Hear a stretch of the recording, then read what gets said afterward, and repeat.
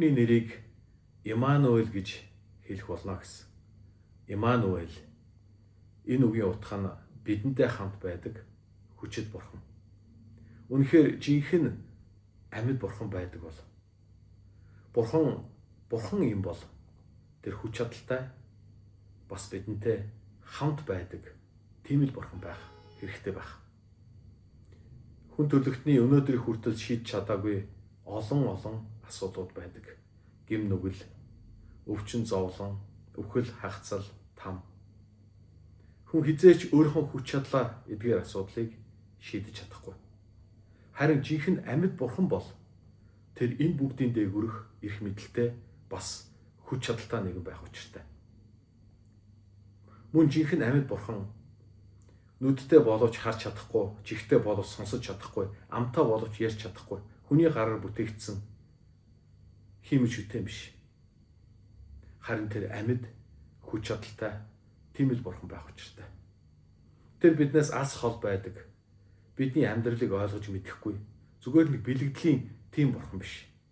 Харин бидэнтэй цаг үргэлж хамт байдаг тийм л бурхан байх учиртай юм.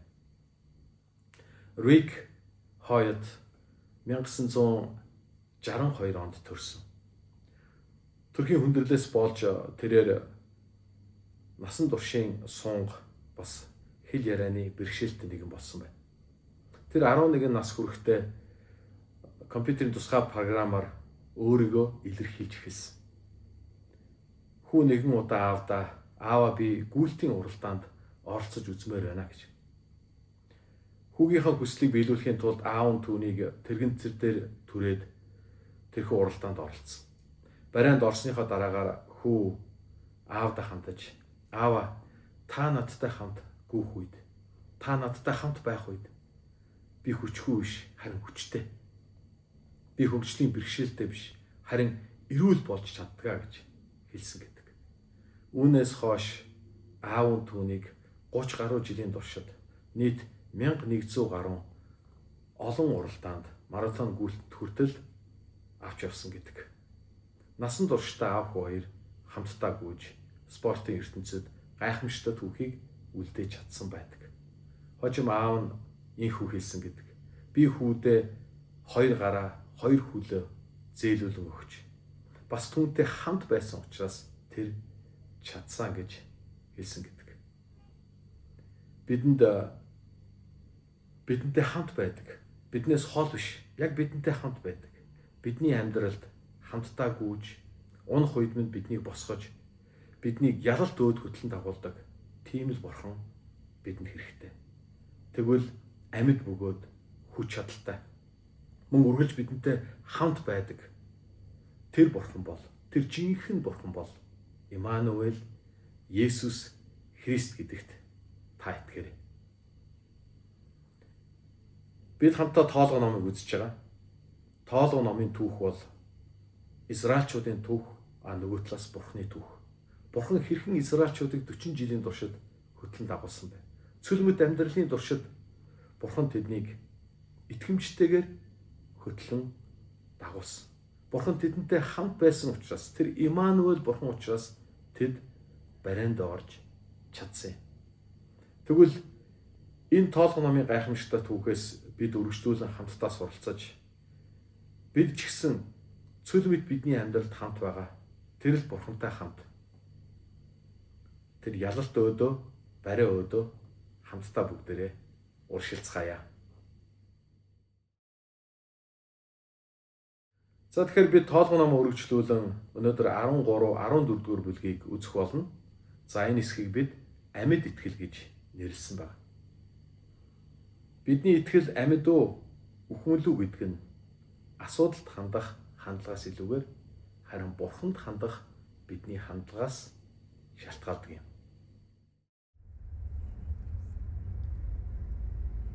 Та циркийн тоглолт, за ялангуяа өндөр дээрх тэр акробатик үзсэн багтай. Маш эзэгтэй, бас маш аюултай байдаг тийм үү. За хин нэгнийхээ гараас бариад агаар дээгүр маш чадварлаг тоглодог. Гэхдээ хэдийгээр бид тэднийг мэрэгжлийн сайн тамирчин гэдгийг мэддэг боловч энэ хүн алдаа гаргуул яана. гарнаасаа гар нь тавигдаад мултарчуд яана гэж бид нар айдаг, бас санаа зовдөг. Тэгвэл Израильчууд 40 жил цөлийг туулан явах үед мэдээж тэд үргэлж Бурхны гараас зуурч барьж явсан боловч заримдаа тэд энэ гараас тавьсан. Өөрийнхөө дураар, өөрийнхөө хүслээр тэд нар явж исэн. Гэхдээ ямар ч үед, ямар ч нөхцөлд Бурхан хизээч тэдний гараас тавиагүй юм. Тэр зөвхтийн баруун мутраараа, тэр ялалтын хүчрхэг мутраараа үргэлж тэдний гараас барьж, тэднээс зуурч, тэдэнтэй хамт явсан учраас тэд энэ аялалд явж чадсан баг. Илч Паул хэлэхдээ биднийг хайрлах Бурхны хайраас, Христийн энэ агуу хайраас хэн юу биднийг салгаж чадах юм бэ гэсэн байдаг. Өнөөдөр бид 13, 14 дугаар бүлгээс Израильчууд яагаад 40 жилийн туршид, за яг тооцоолж үзэх юм бол 38 жилийн туршид цөлөөр заавал явах болсон бэ? Энэ шалтгааныг бид нар хамтдаа үзэх бол.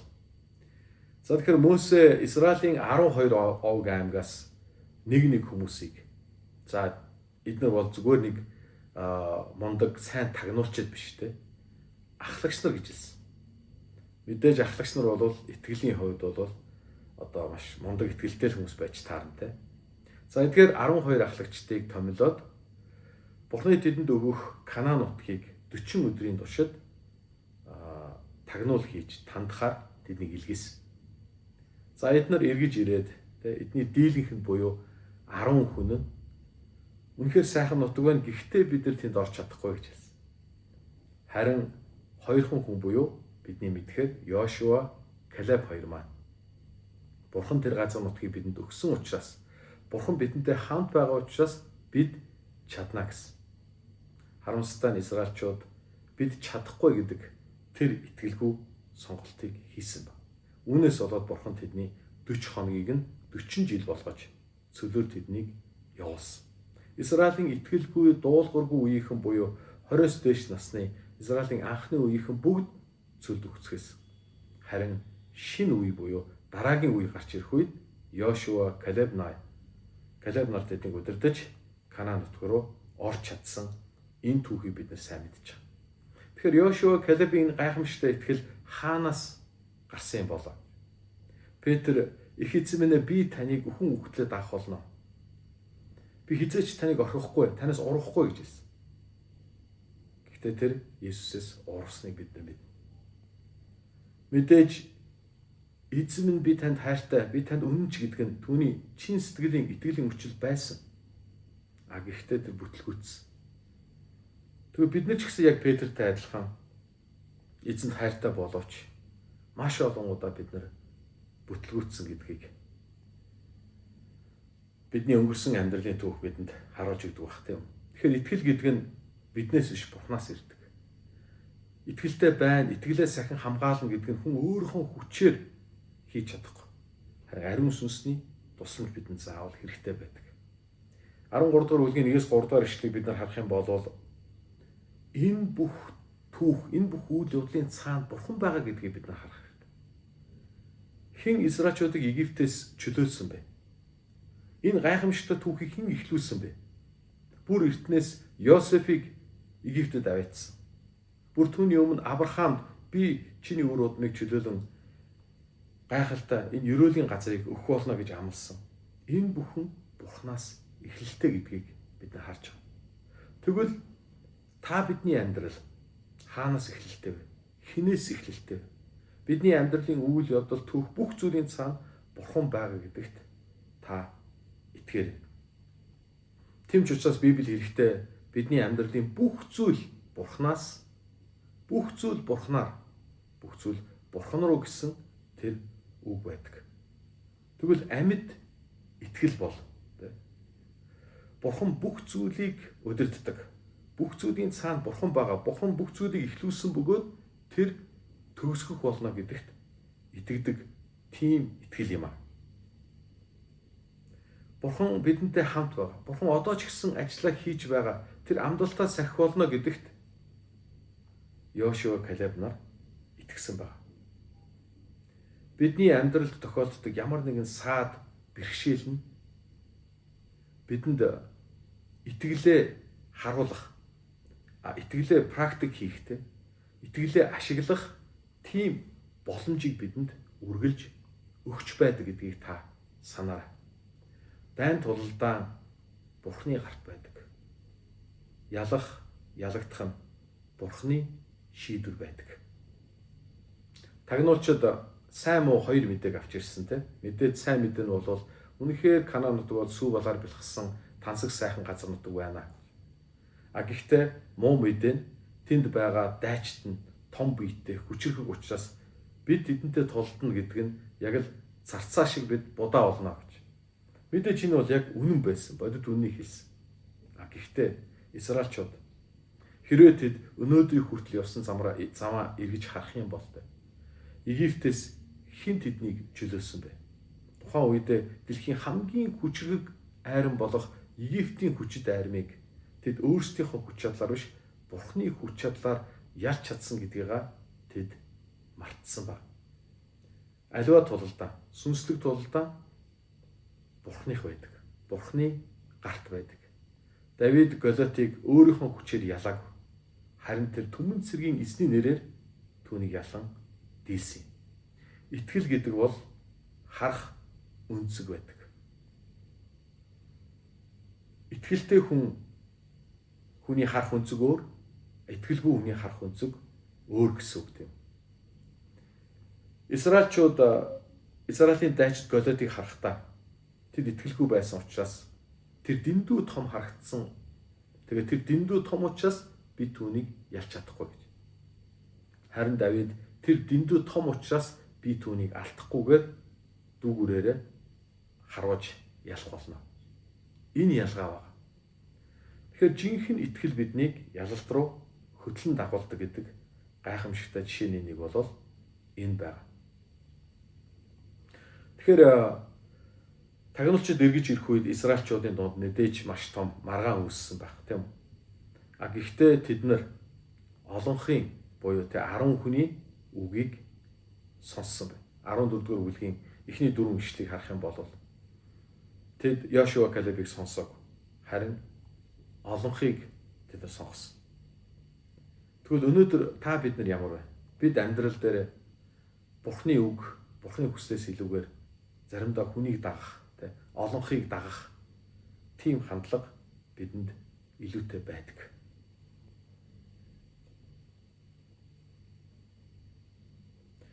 Харин Йошуа Калеб хоёр юунд эцсээ хүлэгдсэн бэ гэхээр Бурхан амласан учраас бидэнд өгөх болно гэсэн тэр амлалт байсан.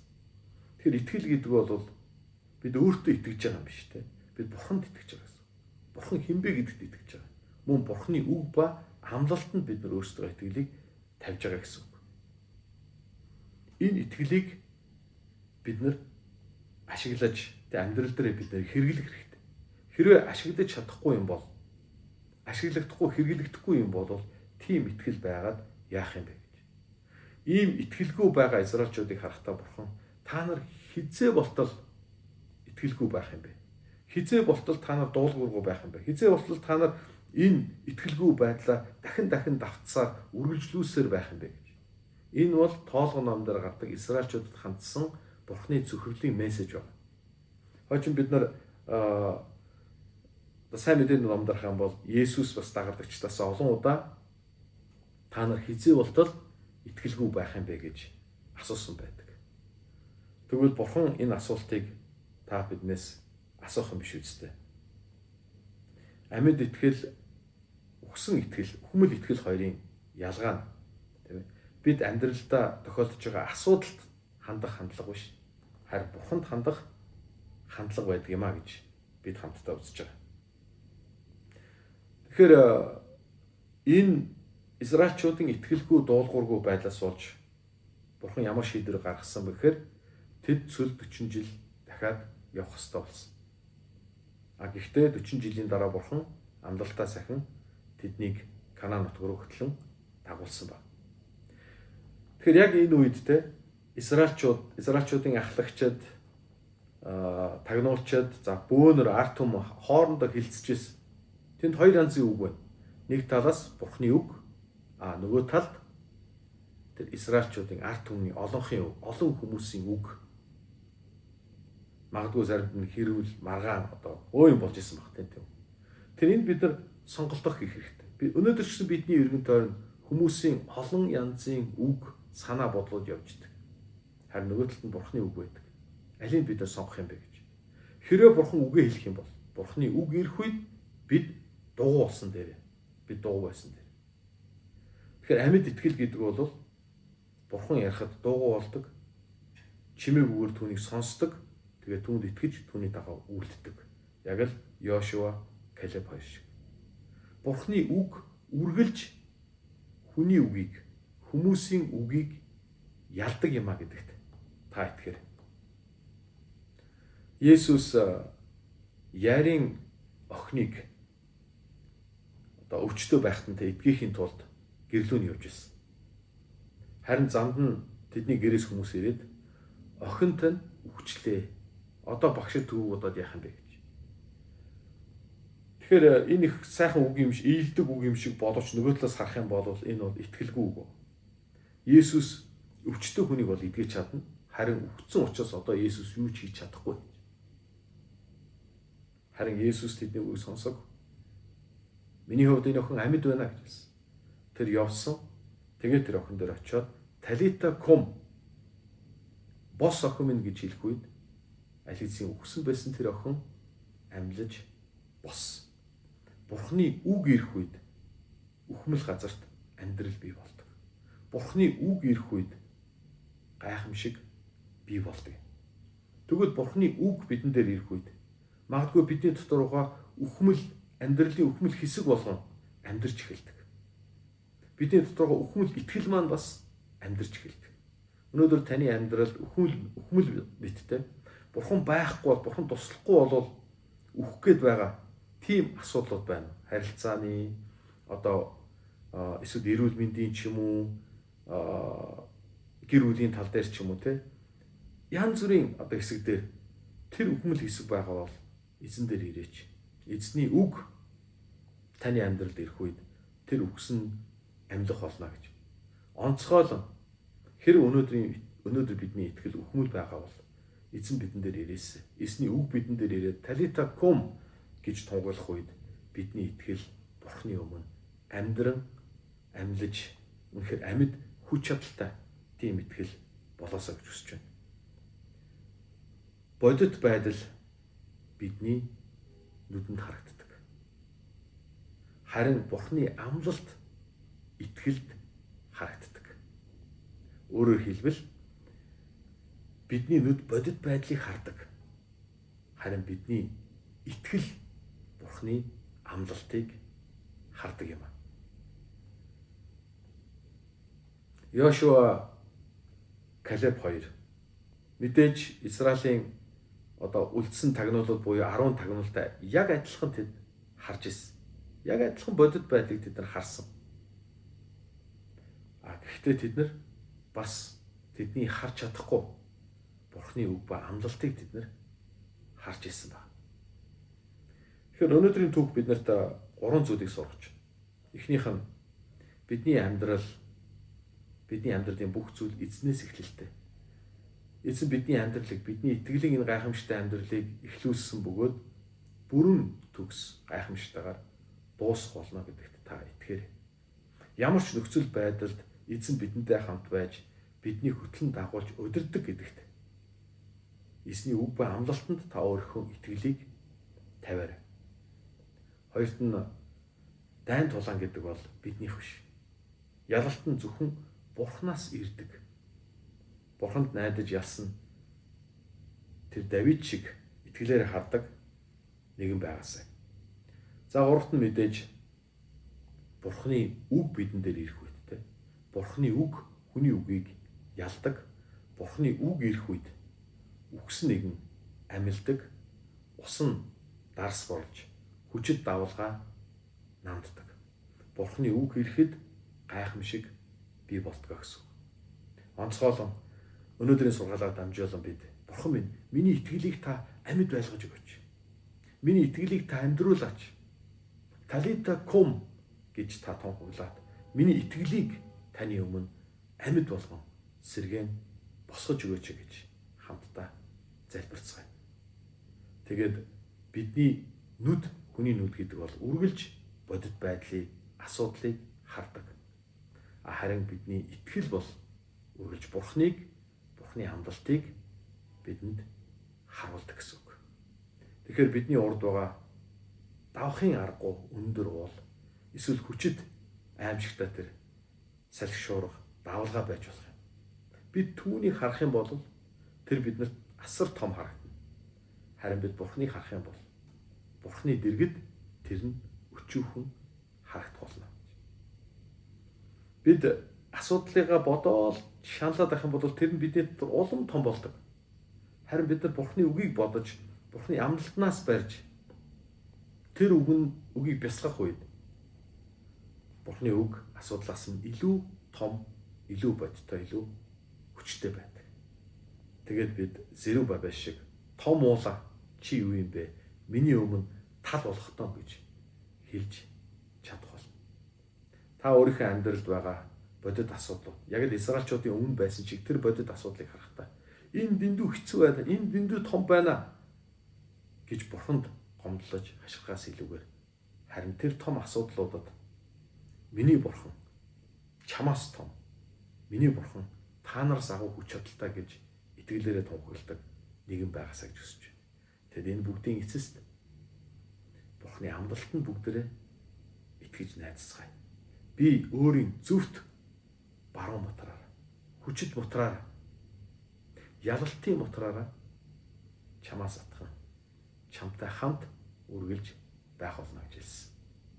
Энэ гайхамшигтай эзэн аяллаа төгсгөл хүртэл, амьдралын төгсгөл тэр барай хүртэл таныг хөтлөн дагуулах болно.